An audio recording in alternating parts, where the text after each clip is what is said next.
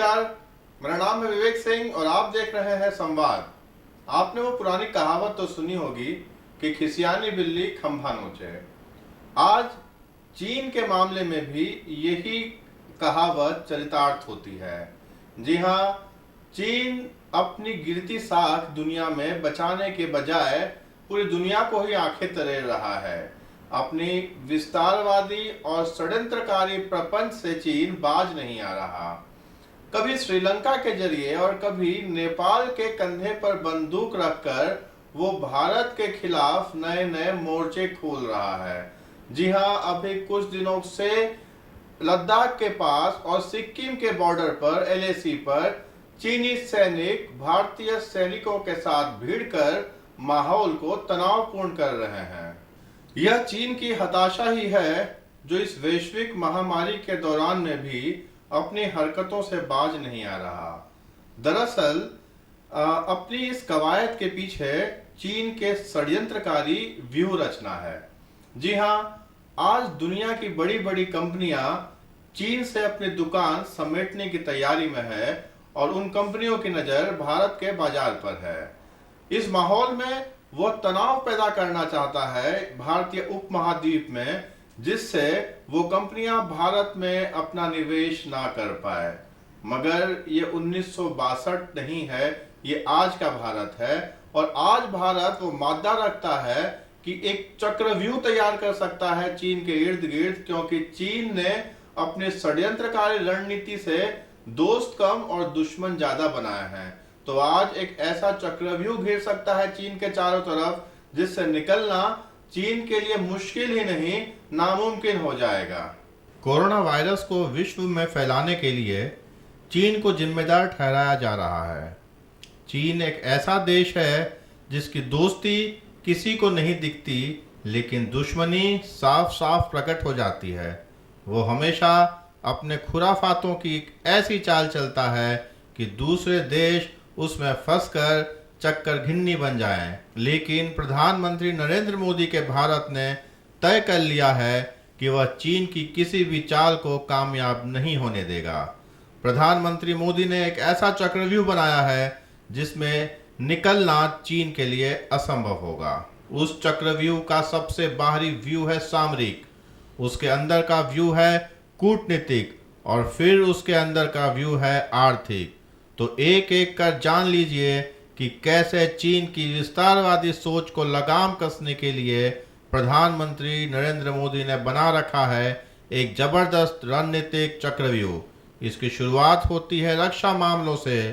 पूर्वी लद्दाख के 3 केंद्रों पर चीन ने घुसपैठ कर ली, अपनी सैनिक टुकड़ी के साथ डट गया। उसने सोचा होगा कि भारत कोई पलटवार नहीं करेगा, लेकिन हिंदुस्तान की सेना जा डटी।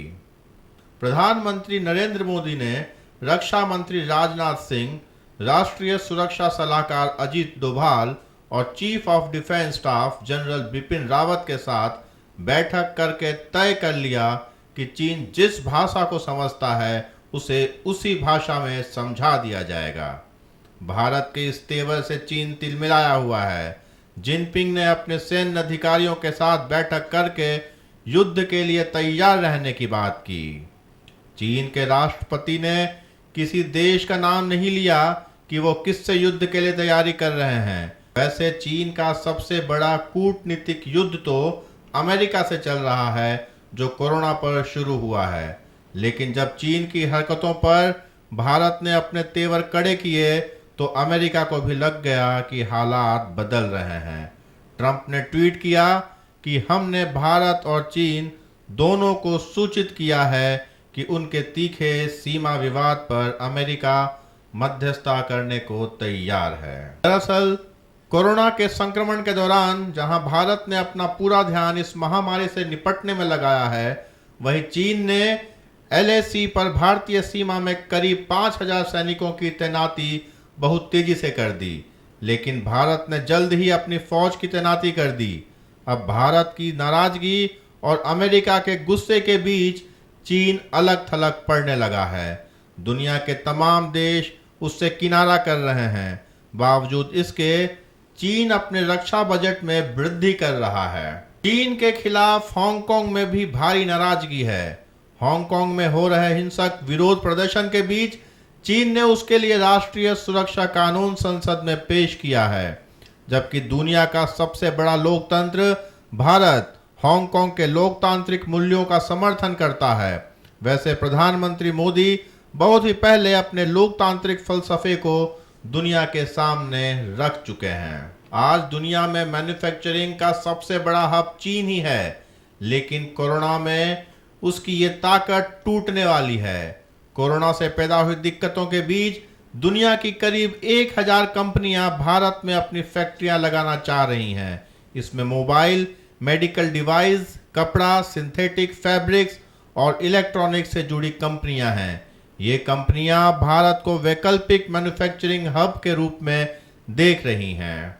पिछले कुछ दिनों से चीन ने भारतीय उपमहाद्वीप, भारतीय सीमा के आसपास तनाव की स्थिति पैदा करने की कोशिश की।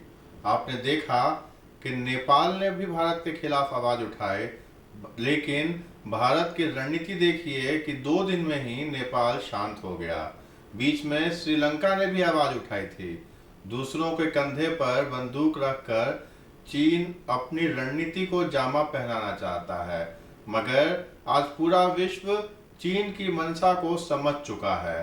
भारत ने हांगकांग का समर्थन किया और उसकी खींच निकालने के लिए चीन ने सीमा पर विवाद पैदा किया, मगर भारतीय नेतृत्व इस वक्त इतना कुशल है, इतना सशक्त है कि वो चीन के आगे घुटने नहीं टेकेगा और रणनीति तैयार हो चुकी है जिसमें चीन को घेरा जा सकेगा, जापान की मदद से, अमेरिका की मदद से, वियतनाम की मदद से।